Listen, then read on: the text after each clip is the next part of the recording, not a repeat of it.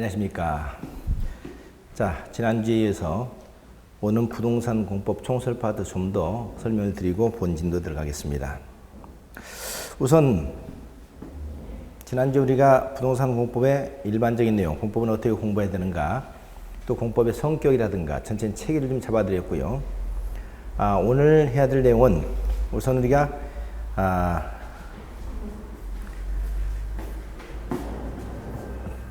용어 중에서 몇 가지 좀 더 짚고 넘어가겠습니다.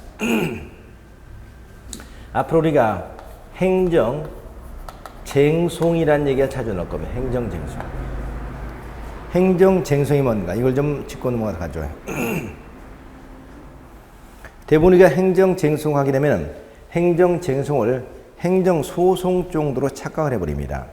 착각을 하기 때문에 자꾸 우리가 이제 정답이 안 나오고 이러는데, 행정쟁송이라는 것은 이런 거죠. 행정관청의 어떤 처분에 대해서 그걸 취소해달라 또는 변경해달라, 이걸 요구하는 절차를 말합니다. 요구하는 절차.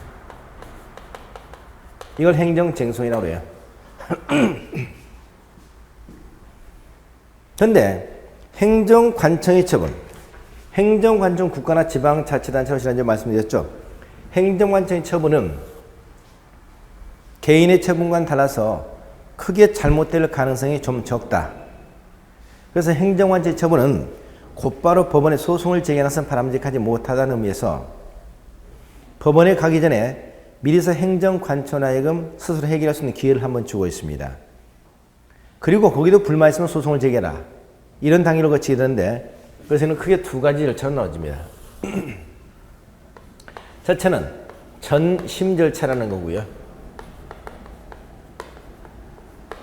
두 번째는 소송 절차라는 겁니다.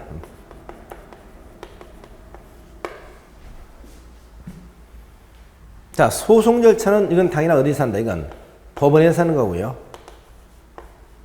전심 절차는 이건 어디서? 행정관청에서 스스로 하는 것이다, 이 말이죠. 행정관청에서. 그래서 전심 절차에서는 다시 둘로 나눠주는데요. 첫째, 이의신청이 있고,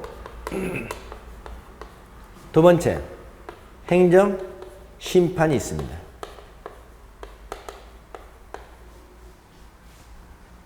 그리고 법원에서 하는 소송 절차, 이걸 우리는 뭐라고 한다? 이걸 행정소송이라고 얘기합니다. 행정소송. 자, 그래서 우리가 행정쟁송하게 되면 행정관청에서 하는 전심 절차에서 이의신청과 행정심판, 법원에서 하게 되는 행정소송, 이걸 묶어서 행정쟁송이라는 겁니다. 그런데 대부분 사람들이 용어를 혼동해서 행정쟁송하면 행정소송으로 착각을 하기 때문에 문제를 풀려다가 다음 중 행정쟁송이 인정된다 안 된다 이런 얘기 나오면 소송으로 착각을 해보니까 자꾸 정답이 안 나오더라는 얘기입니다. 그래서 이걸 좀 잘 좀 구분하고 넘어가셔야 되겠습니다. 그럼 행정쟁송에서 전심절차에서 이의신청과 행정심판은 어떤 차이가 있느냐?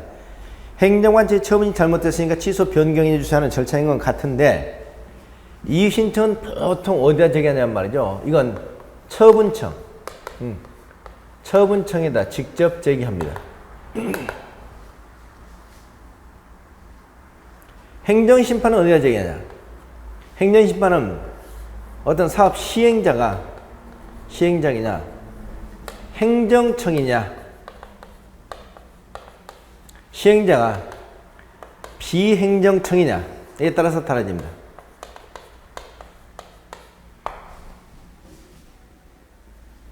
만약 어떤 사업 시행자가 행정청이다, 행정청이 일단 무슨 법을 따르냐면 행정심판법을 따릅니다. 행정심판법.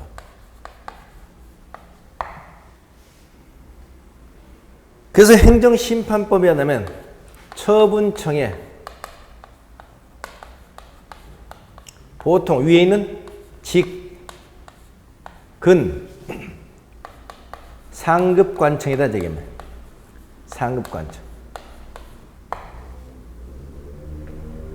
예를 들면 사업시행자가 시장 군수였다.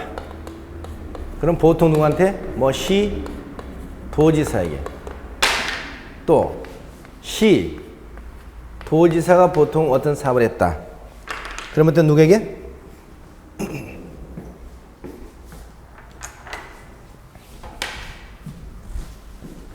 국토교통부 장관에게.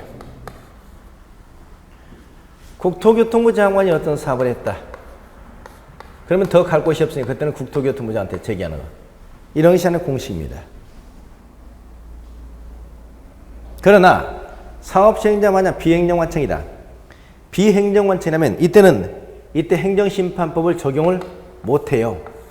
왜? 행정관청이 아니기 때문에. 처음에 사업시행 행정관청이 아니기 때문에. 그러면 이때는 우리 공법에 대한 특별한 규정을 두고 있습니다. 어떻게 두고 있냐? 이때는 무조건 시행자를 지냈던 지정권자에게 제기한다. 지정권자에게 제기한다. 이렇게 되어 있습니다. 지정권자. 만약 사업 시행자 누구였다? 조합이었다. 조합. 행정관청 아니죠? 만약 사업 시행자가 한국토지주택공사였다. LH공사. 사업 시행자가 행정처 아니죠? 이때 누구한테? 이 조합이나 LH공사를 시행자로 지정해줬던 지정권자에게 행정심판을 제기하게 된다는 겁니다. 자, 이렇게 해서 우리가 행정심판은 자, 이의신청 보통 처분청에다 제기한다. 처분청. 행정심판은 시행자가 누구냐에 따라서 달라진다. 시행자가 행정청에 따르면 행정심판법에 따라서 처분청이 즉급 상급관청한테 제기하고 시행자가 비행정관청이었다면 누구에게? 지정권자한테 제기한다. 이게 공식이니까 이 공식을 좀 꼭 기억하시기 바랍니다. 그리고 여기를 거치고 난 다음에 문제 있으면 법원에 소송을 제기하는 거지 보통. 그래서 우리는 보통 행정쟁송하면 행정관청 처분에 취소 변경을 요구하는 것인데 행정관청에서는 전심 절차하고 법원에서는 소송 절차로 나눠서 이렇게 달라진다는 거 이걸 좀 꼭 좀 유의해 두시기 바랍니다. 행정쟁송. 그 다음에 또 하나 이러면 이제 용어정에서 자주 나오는 문제가 직권해보게 여기에 손실 보상이란 얘기하고 손해 배상이란 얘기. 이것도 좀 꼭 좀 구분해서 쓰시기 바랍니다. 손실보상 손해배상. 손실보상 손해배상. 이건 어떤 차이점이냐? 보상이나 배상은 어떤 금전을 지급한다 하는 점에 같아요. 돈을 준다는 거죠. 그런데 돈을 어떻게 주냐? 보상은 이건 우리가 정당한 행위이고요. 정당한 행위. 배상은 이건 우리가 위법 행위입니다.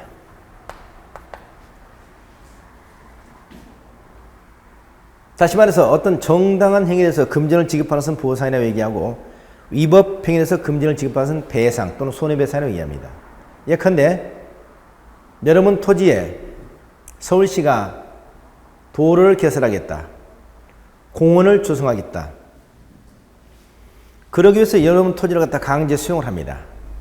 원래 토지를 매수할 때는 민법상 사적자치원칙, 계약자치원칙에 따라서 당사자의 협의에 의해서 매수가 원칙이겠으나 협의에 의존하게 되면 지나치게 욕심을 부린다든가 또는 반대한 사람 때문에 중차례한 공익사업이 무산될 수도 있죠. 이걸 막기 위해서 강제 수용을 통해서라도 사업을 시행할 수 있도록 하고 있는 겁니다. 이런 경우에 강제 수용을 통해서 여러분에게 금전을 지급하게 되는데 이건 보상이겠습니까? 배상이겠습니까? 이런 걸 우리는 뭐라고 한다? 보상이라고 합니다. 왜? 서울시가 공익을 위해서 여러분 토지에 도로를 뚫겠다는 거죠. 공익을 위해서 여러분 토지에 공원을 조성하겠다는 거죠. 이건 위법은 아니거든요. 공공복리라는 대다수 국민의 행복을 위해서 어쩔 수 없는 불가피한 조치였기 때문에 늘 수용하는 거죠. 그래서 이것은 우리가 배상이 아니고 보상이다. 보상 이렇게 얘기하고 있는 겁니다. 반면에 어떤 사람이 제가 차를 가지고 왔는데 중앙선을 침범해서 제 차를 들이받았습니다. 들이받아서 차가 사고가 났어요. 그러면 저는 내려서 상대방한테 뭐라고 얘기합니까? 당장 보상해 그려야 됩니까? 배상해 그려야 됩니까? 이런 경우에 대부분 사람들은 내려가지고 화를 내면서 너 당장 보상해. 보상해 이런 표현 쓰죠. 맞을까요? 맞지 않죠. 상대방이 중앙선을 침범해서 제 차를 들이받는 것은 민법조례에 한다면 민법 제750조 고의 또는 과실에 의해서 타인에게 피해를 가한 불법행위에 해당됩니다. 그러면 여기서 정신을 똑바로 차리고 손해를 배상해 라고 얘기해야 될 텐데 보상해 라고 얘기했다면 듣는 상대방이 역시 법적 지식이 없어서 몰랐다면 상관없는데 저처럼 만약에 알고 있는 사람이라면 거기서 바로 해석을 하겠죠. 아하, 내가 중앙선을 침범해서 자기 차를 들여받는데 불구하고 나한테는 전혀 잘못이 없다는 얘기네. 그런데 불쌍하니까 돈이나 한 푼 주고 하는 뜻이구나. 이렇게 받아들이고 있다 여기 있다 하고 돈은 주고 하겠죠. 이게 소신이 민법상 문제뿐만 아니고 형법상의 처벌 문제까지 하면 굉장히 복잡한 문제가 되는 겁니다. 그래서 아무리 정신이 없다 하더라도 정신을 똑바로 차리고 뭐라고? 손해를 배상이라 이렇게 표현하지 보상이라 이런 표현을 써서는 안 된다는 얘기죠. 이렇게 배상과 보상은 분명히 다르게 써야 됩니다. 언제 한번 말이죠. 여성 방송 앵커가 나와가지고 전에 위안부 사태와 관련해서 이런 얘기를 한 적이 있습니다. 일본 정부는 위안부 문제에 관하여 정당한 보상을 해야 된다. 보상을 해야 된다. 이렇게 표현했거든요. 이 표현 맞을까요? 해석을 해보면 일본 정부에 잘못이 없다는 거잖아요. 정당행위라는 얘기잖아요. 그러면 일본 정부의 주장처럼 우리 위안부 할머니들이 스스로 걸어서 들어간 거고 스스로 선택에 따라서 한 것이다. 일본의 주장을 그대로 뒷받침해주는 발언을 해버린 거죠. 이건 있을 수 없는 일이지 않겠습니까? 정당하게 그 상대방의 일본 행위가 잘못됐으니까 분명히 사과를 하고 손해를 배상해야 된다라고 표현했음에도 불구하고 손실을 보상해야 된다. 보상해야 된다 이런 표현을 썼기 때문에 일본 정부의 발언을 그대로 뒷받침한 결과가 되어버렸죠. 바로 잘렸습니다. 이게 배상과 보상의 차이점입니다. 앞으로 좀 꼭 좀 구분해 쓰시고 또 우리 공법은 제가 뭐라고 했습니까? 공법은 규제법이라고 그랬죠. 공법은 규제. 그러면 규제에 따라서 어떻습니까? 금전을 지급해야 되겠죠. 금전 지급. 그럼 공법에서 공공복리를 위해서 규제는 하겠지만 규제에 따라서 금전을 지급하는데 이때 금전 지급은 보상이겠습니까? 배상이겠습니까? 전부 보상입니다. 왜? 우리 공법상 규제를 가는 이유가 뭐죠? 공공복리잖아요. 어떤 경우는 불법행위는 없거든요. 공공복리를 위한 불가피한 조치였다는 겁니다. 공공복리란 불가피한 조치. 그렇기 때문에 우리 공법에서 단 한 번도 배상이라는 표현은 나오지 않는다는 걸 기억하시기 바랍니다. 그래서 나중에 어떤 문제풀이를 하다가 배상 어쩌고저쩌고 나면 무조건 그어버리세요.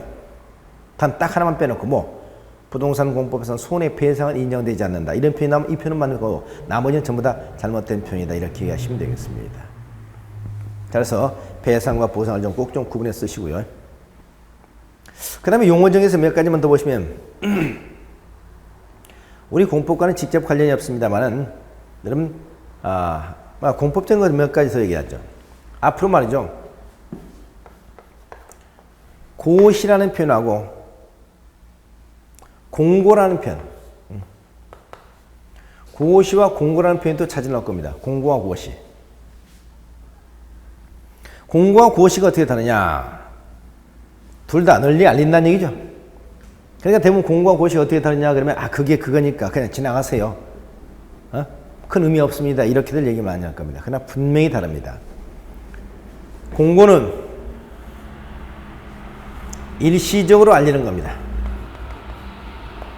고시는 지속적으로 알리는 겁니다.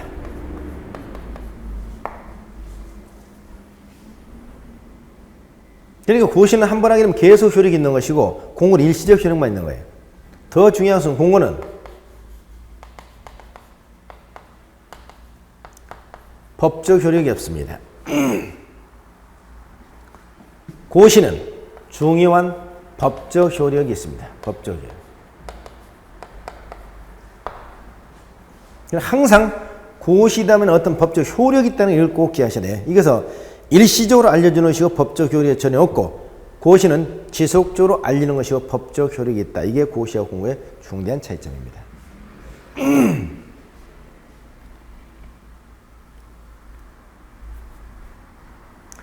또 보통 공법에서 뭐 통지라는 표현, 통보라는 표현 이런 표현이 자주 나오는데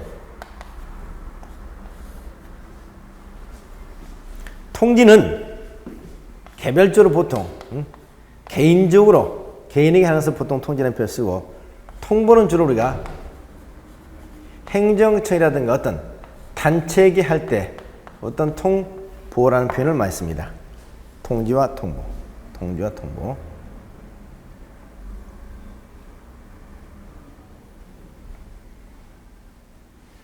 그 다음 자문이라는 것과요. 자문.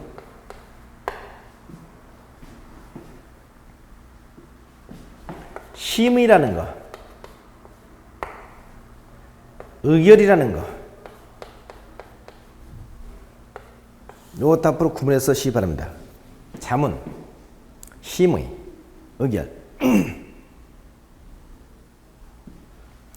이것은 어떤 중요한 결정을 하기 전에, 그렇죠? 결정을 하기 전에 하는 조치죠. 어떤 중요한 결정을 하기 전에 하는 것인데, 신중을 기해서 뭐 어떤 의견을 듣는다라는 점에 같잖아요. 그럼 어떻게 다르냐? 이건 필수성,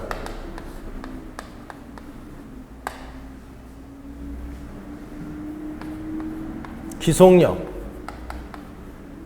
차이입니다. 어떤 중요한 결정을 하기 위해서 자문이라는 것은 이건 의무적 절차입니다. 의무적 절차. 다시 말해서 자문은 그걸 거칠 수도 있고 거치지 않을 수도 있고 해도 그만 안 해도 그만 상관이 없다는 얘기입니다. 심의는 반드시 해야 됩니다.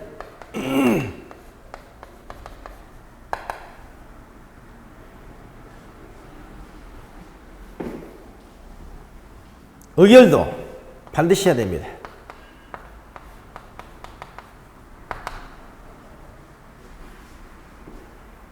자, 그럼 뭐냐? 어떤 결정에 앞서서 자문이라든가 심의라든가 의견을 이건 할 수도 있고 안 할 수도 있는 것이고 해야 되고 해야 돼요. 어떤 차이점이 있냐? 자문은 기속력이 없어요. 다시 말해서 자문을 거칠 것인지 안 거칠 것인지 하는 것도 의무적 절차고 자문을 거쳐서 자문에서 어떤 의견이 나왔다 하더라도 그 의견을 반영할 것인지 반영하지 않을 것인지도 자유란 얘기입니다. 기속력이 없어요. 의견은 정반대입니다. 반드시 거쳐야 돼요. 의결권에 의견을 거쳐야 된다. 그런 범위를 반드시 의견을 거쳐야 돼요. 그리고 거쳤으면 반드시 기속력이 있습니다. 그걸 따라야 됩니다. 이게 의결이야. 심의는 기속력이 없습니다. 그러니까 거칠 수도 있고 안 거칠 수도 있고 그러니까 기속력이 없는 것이 자문이고 반드시 거쳐야 되고 그래서 기속력이 있는 것이 의결이고 중간이죠. 반드시 거치기는 거치되 결론에 따를 필요는 없는 거. 이게 심의입니다. 심의. 그래서 우리가 공법에서 도시계획위원회, 도시계획위원회 심의기관이 나오죠. 심의기관. 자문기관도 아니고 의결기관도 심의기관입니다. 그러니까 심의를 거쳐야 한다면 반드시 거쳐야 돼. 그러나 결과는 따를 필요가 없다는 얘기죠. 대통령 자문회의라는 게 있죠. 대통령 자문회의, 자문기관입니다. 이건 거칠 수도 있고 안 거칠 수도 있고. 국무회의, 우리 헌법상 국무회의라는 게 있죠. 국무회의. 국무회의는 심의기관입니다. 자, 이렇게 우리가 자문, 심의, 의결남 이 차이점들 좀 잘 좀 머릿속에 구별을 해 두시기 바랍니다. 또 우리가 우리 공법과는 직접 관련이 없습니다만 여러분 고소라든가 고발이라는 표현 있죠. 고소, 고발.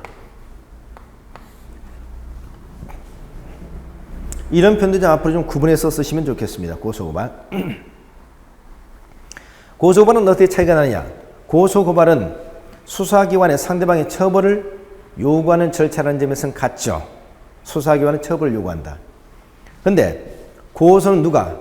피해, 당사자가 직접 처벌을 요하는 것을 고소라고 얘기하고요. 고발은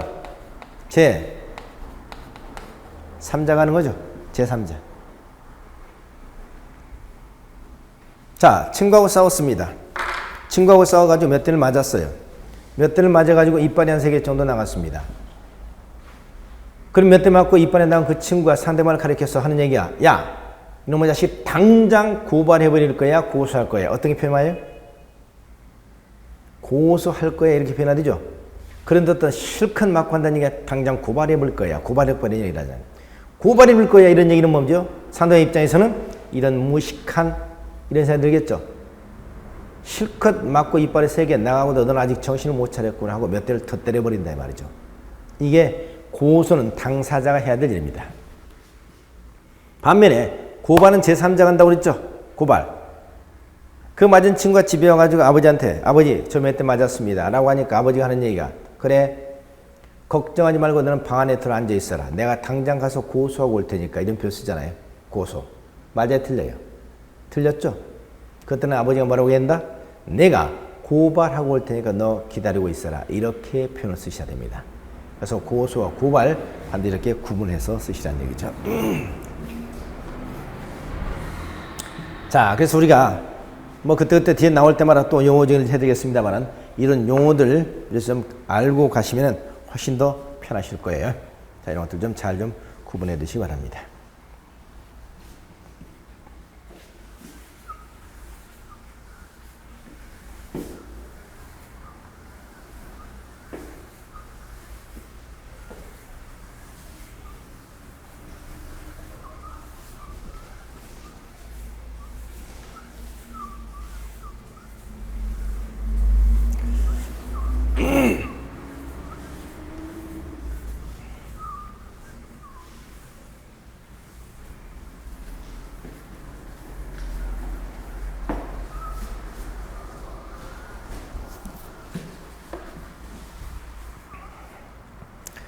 자, 그러면 여러분 교재를 보시면은 지금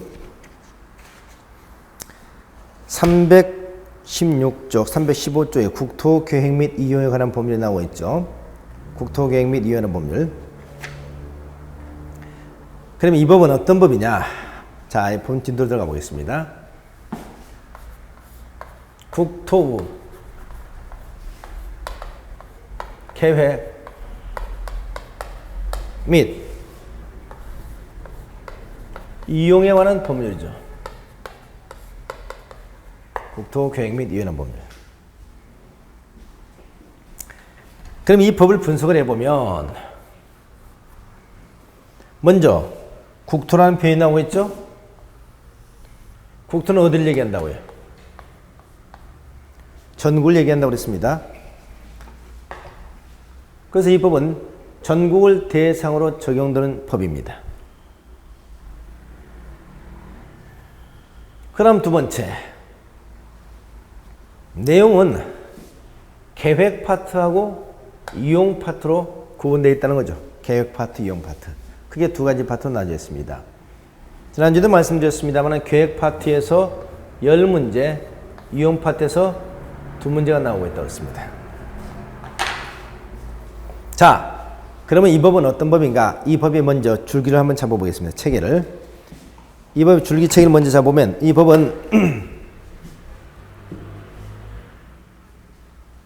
먼저 첫째 계획 파트가 있죠. 계획 파트.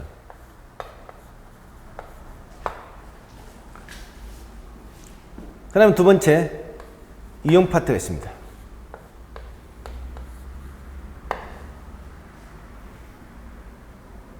그러면 계획 파트에서 뭐가 나오느냐? 계획 파트에서 한마디로 여기서 나오는 것이 첫째 행정계획이 나옵니다. 행정계획.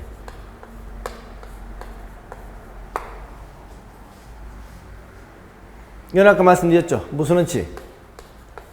선, 계획, 후, 개발의 원칙. 선계획, 후개발. 선계획 후 개발의 원칙에 따라서 계획 없는 개발 없다 해서 개발에 앞서서 항상 계획을 수립하라는 얘기죠. 그래서 제일 먼저 나오는 것이 행정계획 파트입니다.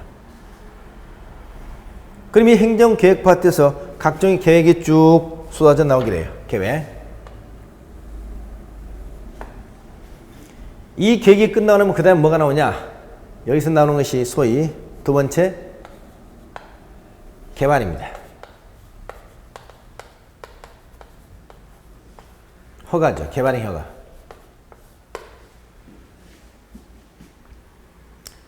자, 계획에 따라서 개발 행위를 한다 할지라도 그 개발 행위가 뭘 막아야 돼? 난개발을 방지해야 되겠죠. 난개발 방지.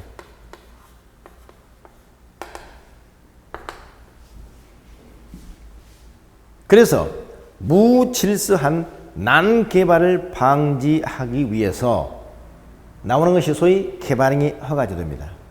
이제 계획에 입각해서 개발한다 할지라도 그 개발행위가 난개발이 되지 않도록 사전에 행정관청으로 뭘 받아라?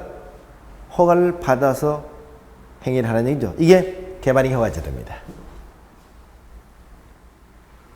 그 다음 나오는 게 뭐냐?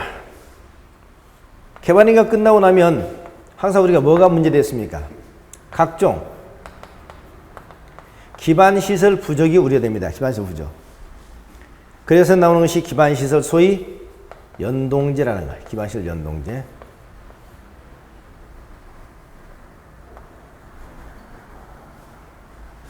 여러분 연동이라는 의미 아시죠? 연동이라는 것은 같이 묶어서 움직이게 만든다는 얘기죠. 다시 말해서 개발행위가 끝나고 나면 항상 각종 기반시설이 부족할 우려가 있고 그 우려를 막기 위해서 앞으로 개발행위하고 기반시설을 철저하게 연계시켜 나가겠다는 뜻입니다. 연계. 그런 의미에서 기반시설 연동제는 두 가지 제도 다시 나오게 되는데요. 첫째, 개발 밀도 관리구역제도. 두 번째, 기반시설 부담구역제도 이런 것들은 나오게 됩니다.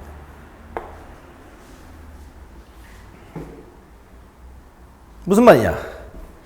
개발 행위로 인해서 기반시설이 부족할 우려가 있어, 우려. 그런데 여기는 더 이상 설치하기가 곤란한 지역이에요. 여기는 마음만 먹으면 설치는 가능한 지역입니다. 그러면 보세요. 개발로 인해서 기반시설이 부족할 우려가 있는데 더 이상 설치가 곤란한 지역이라면 개발밀도 관리구역을 지정해버립니다. 관리라는 의미는 좋은 의미일까요? 나쁜 의미일까요? 나쁜 의미죠. 관리라는 것은 뭐냐? 규제라는 의미입니다. 여기는 어떻게? 개발을 억제시켜버리겠다는 억제. 어차피 기반시설이 부족하고 또 설치가 곤란한 지역이라면 더 이상 기반시설 부족을 막기 위해서는 아예 개발을 못하도록 억제시켜버려야 되지 않겠습니까? 그래서 여기는 개발의 정도를 규제한다, 억제한다. 이때 지정된 것이 개발밀도 관리구역이고 반대로 설치가 가능하지만 기반시설 부담구역을 지정합니다. 키포인트는 부담이죠. 여기는 설치는 가능한 지역이기 때문에 개발행위를 허용하되 행위자에게 설치, 비용을 부담하게 만드는 제도입니다. 비용을 부담하게 만드는 제도. 이게 기반시설 부담구역입니다. 그래서 국토개혁법 계획 파트에서 나오는 것들이 바로 이런 겁니다. 첫째, 계획에서 행정계획, 그러니까 큰 이 계획 파트죠. 큰 계획 파트에서 나오는 것이 첫째 행정계획, 두 번째 개발행위 허가, 세 번째 기반시설 연동제, 세 가지 이렇게 나오는 거죠. 행정계획, 개발행위 허가, 기반시설 연동제. 또 기반시설 연동제, 개발밀도 관리가 기반시설 부담구역 이런 것들이 나오게 된다. 그 다음에 이용 파트. 이제 이용 파트가 뭐가 나오냐? 이용 파트는 국토는 어떻게 이용해야 되겠습니까? 여러분 토지를 공부하다 보면 토지의 부중성이라는 얘기가 많이 나오게 됩니다. 토지 부중성. 토지는 제한적이고 그것을 이용해도 국민은 많다는 얘기죠. 그러니까 토지는 더 이상 늘어나지 않는 성격을 갖기 때문에 그 토지를 가급적이면 나 혼자 잘 먹고 잘 살고 그런 투기의 대상으로 삼아서는 안 되고 모든 국민이 그 토지를 가장 효율적으로 이용될 수 있도록 토지를 이용해야 될 겁니다. 이런 의미에서 나오고 있는 제도가 뭐냐? 소위 토지 거래 허가제도입니다. 토지는 허가제도. 이건 뭘 막해서 토지에 투기적 거래를 억제하게 한 거죠. 토지에 투기적 거래를 억제하게 한 제도다. 이게 바로 토지거래 허가제도입니다. 토지가 정상적으로 거래되고 있다면 그건 막을 필요가 없지만 투기적 거래는 막아야 되겠죠.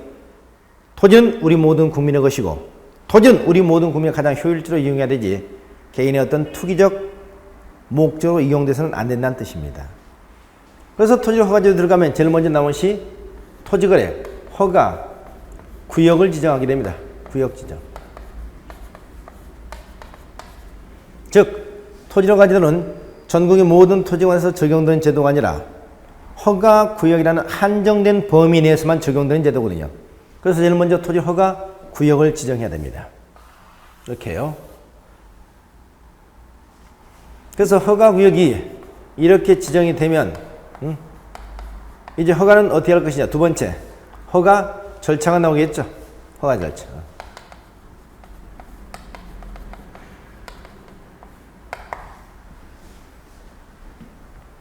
그래서 허가구역이 지정되면 그 안에서 어떤 갑이라고 하는 사람, 을이라고 하는 사람이 거래를 하게 됩니다.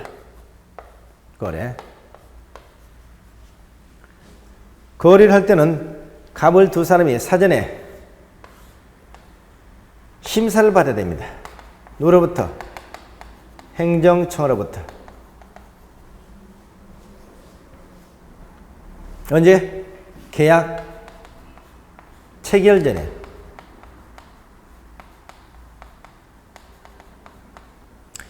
심사를 받는 것은 토지를 허가 대상이 허가를 받을 것이냐 말고 심사를 받는다는 얘기죠. 이때만 심사를 받지 않고 거래 계약을 체결했다. 그럼 이걸 우리가 흔히 무허가 거래 계약이라고 그래요. 무허가 거래 계약에서 계약 자체가 당연히 무효가 되고 위반자는 형사 처벌을 받습니다.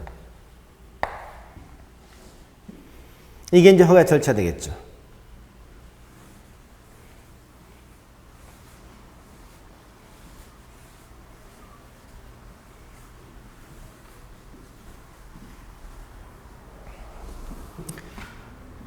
그다음에 문제는 이제 우리가 허가를 받는 것도 중요합니다만은 허가를 받아서 토지를 취득하고 난 다음에 문제입니다.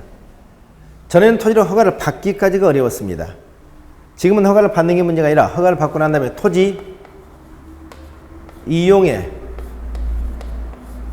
의무가 있어요. 토지 이용 의무. 다시 말해서 토지를 허가구역에서 허가를 받아서 토지를 취득하게 되면 적어도 10년, 5년 범위 내에서 대통령령에 정하는 기간 동안 토지를 이용해야 될 의무가 있다는 얘기입니다. 그러면 그 기간 동안 뭐 하지 못한다? 첫째, 처분할 수가 없습니다.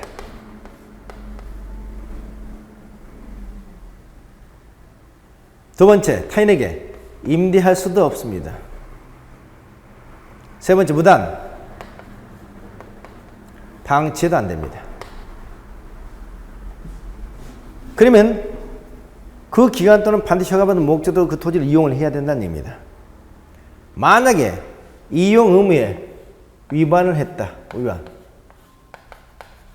그럼 위반할 때 어떻게 조치를 하느냐?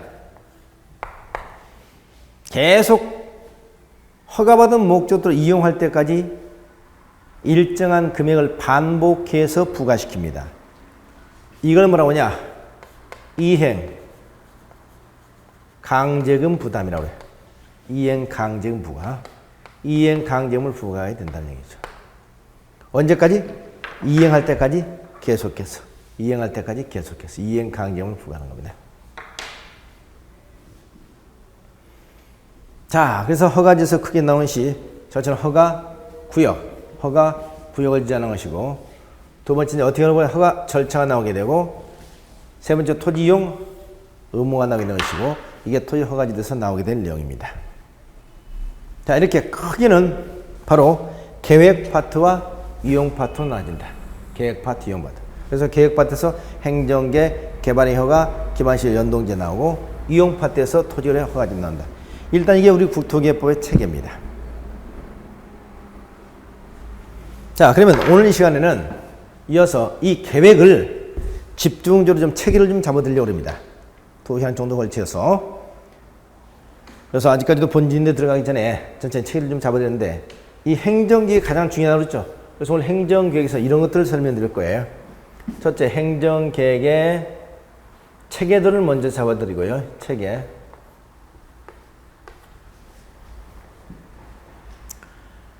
두 번째, 행정계획의 위계 질서를 갖다 설명드릴 겁니다. 세 번째, 행정계획의 구분을 좀 해드릴 거고요. 네 번째, 행정계획의 절차까지 좀 설명드리겠습니다.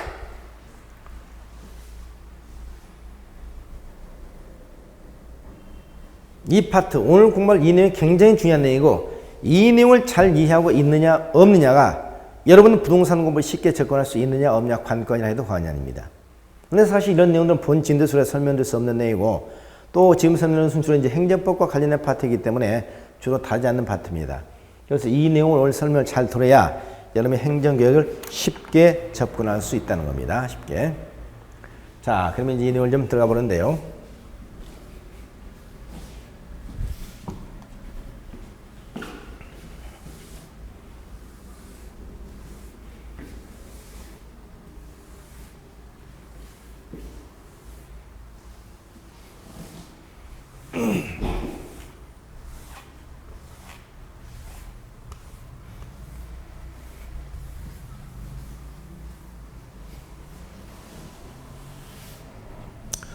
우선 행정계획의 체계.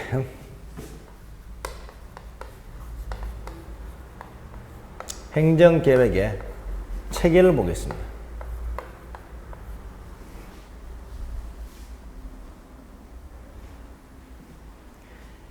행정계획의 체계는 우리 부동산 공법상 제일 위에 있는 법률에 나와 있습니다. 이게 무슨 법이냐? 소위 여러분 국토 기본법이라는 법입니다. 국토기본법. 우리 부동산 공법은 약 150여 개의 법률이 있다고 했죠. 그 150여 개의 법률 가운데 가장 상위 법이 국토기본법입니다.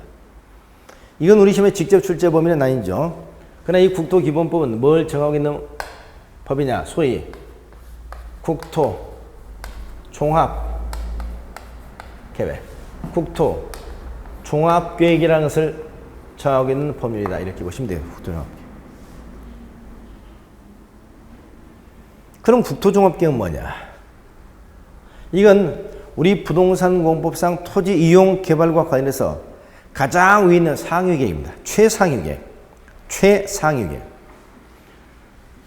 물론 이것도 직접 출제 범위는 아니죠. 그러나 부동산을 공부한다. 공법을 공부한다 그러면 이 국토종합계획은 꼭 여러분이 알고 짚고 넘어가야 될 계획입니다. 자, 국토종합계획 우선 정리해보면 앞으로 이 종합이라는 얘기가 나오는데,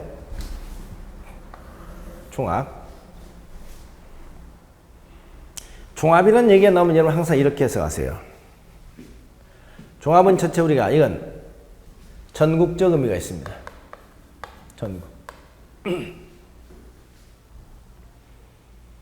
종합은 항상 전국과 관련된 길 때 종합이라는 표현을 쓰고요. 두 번째, 종합은 그래서 누가 수립하냐? 국토교통부 장관이 수립합니다. 국장.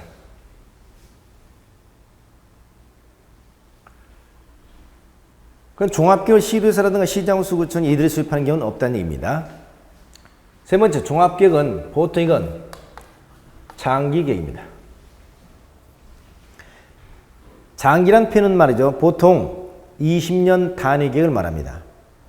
우리는 계획을 구분할 때 장기계획, 중기계획, 단기계획 이렇게 구분하는데 장기계획은 통상 20년 단위 계획, 중기계획은 통상 10년 단위 계획, 단기계획은 5년 미만의 계획을 말합니다. 그래서 우리는 장기계획은 통상 20년 단위 계획이에요. 내용은 보통 청사진입니다. 청사진은 다른 말로 지침이다 라는 표현을 쓰죠. 또는 우리가 방향, 설정이다 이런 표현을 씁니다. 즉 국토종합계획은 청사진에 불과합니다. 국토종합계획은 지침이나 방향 설정이 불과해요. 그렇기 때문에 국토종합계획은 어떤 뭐가 없다? 구체성이 없다는 거죠. 구체성.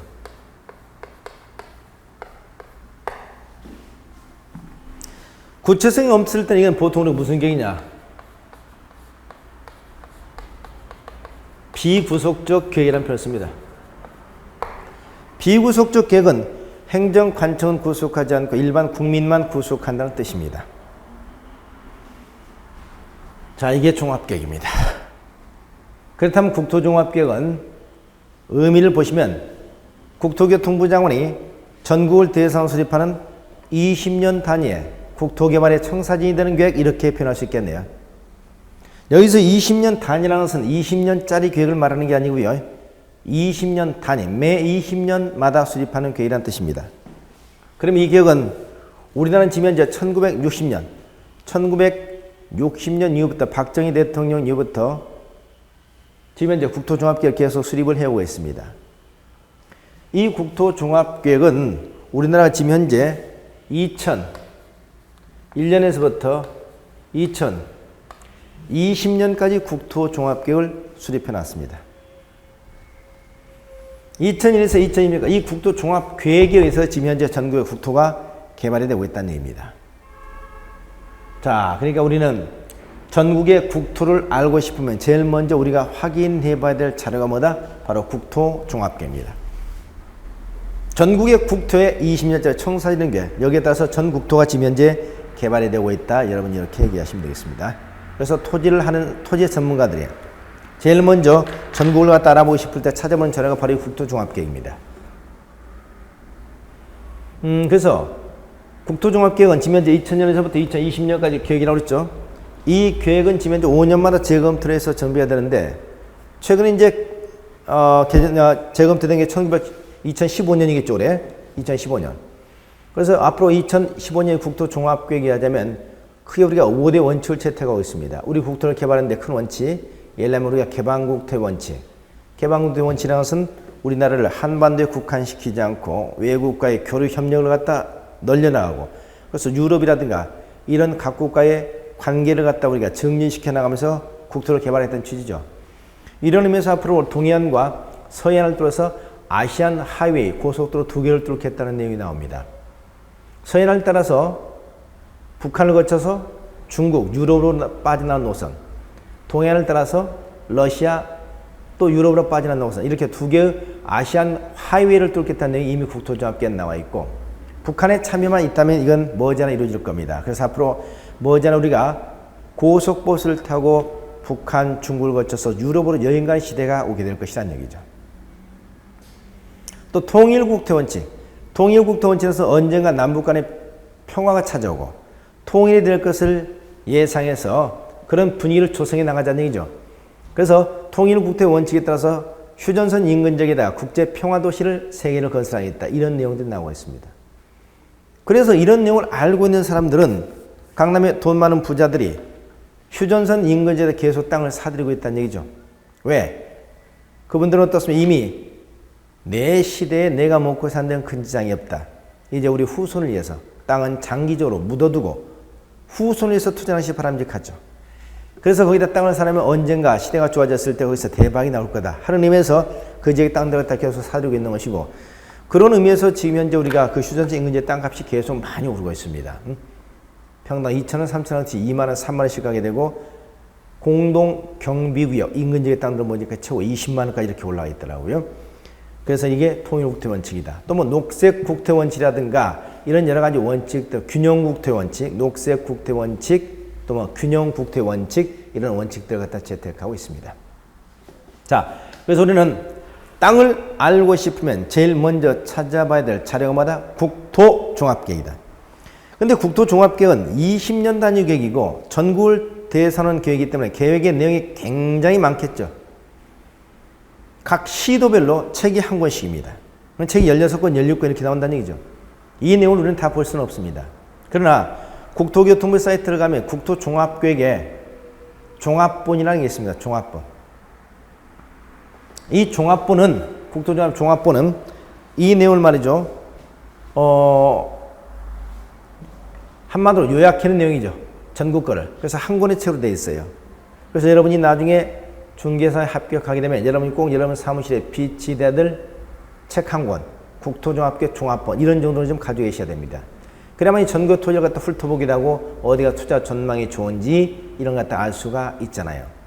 그래서 우리가 국토종합계획 종합본 정도는 여러분이 한 권 정도 소지했으면 좋겠다는 겁니다. 자, 그러나 이것은 실제 시험에는 출제되지 않고 있습니다. 그 다음에 두 번째 법이 무슨 법이다? 바로 우리가 지금 현재 공부한 국토계획법이죠. 국이법입니다. 저비요. 앞으로 국토계획 및 이용에 관한 법률을 너무 길기 때문에 그냥 국토계획법 이렇게 표현하고도 국이법, 국이법 이렇게 표현을 하기도 합니다. 국토계획법, 국이법, 국이법. 그러면 국이법에서 계획 파트에서 나오는 계획들이 다음과 같은 계획들입니다. 첫째, 광역, 도시, 계획이라는 겁니다. 광역 도시계획. 두 번째, 도시, 군, 계획입니다. 도시, 군 계획. 이 광역 도시 밑에 도시, 군 계획이 있는 거죠. 그리고 도시, 군 계획은 다시 이렇게 나눠집니다. 도시, 군, 기본계획하고요. 도시, 군, 관리계획이 있습니다. 도시군 기본계획, 도시군 관리계획.